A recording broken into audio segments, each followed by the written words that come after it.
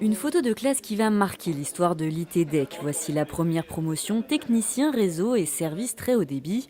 Déjà en possession d'un CAP ou d'un bac pro dans le secteur de l'électricité, ils sont 18 à avoir choisi cette filière d'avenir en apprentissage et formation professionnelle. J'ai décidé de changer de domaine. Je suis passé dans la fibre optique que j'ai découverte via un contrat d'intérim en bureau d'études.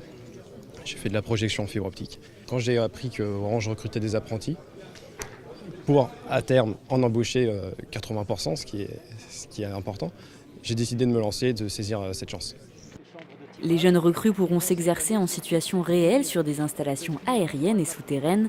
Le plateau technique, lieu d'entraînement, sera achevé au printemps. Un investissement de plus d'1 million d'euros financé en quasi-totalité par le Conseil général. Il permet de former au mieux les apprentis, notamment en termes de sécurité, une première en Île-de-France. On se devait de répondre aux besoins qu'il y avait, à la fois sur le territoire des Yvelines, puisque c'est le premier département à se lancer vraiment à fond dans la fibre optique et dans le fibrage des circuits.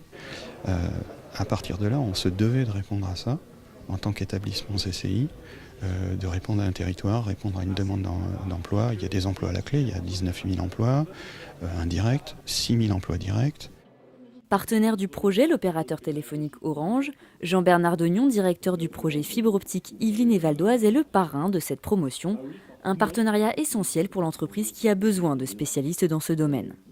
C'est vraiment un enjeu majeur, c'est la construction du nouveau réseau de demain. C'est le réseau qui va se substituer au réseau téléphonique que l'on a construit dans les années 70. C'est le réseau du futur, c'est le réseau, j'ai coutume de dire, des 50 prochaines années.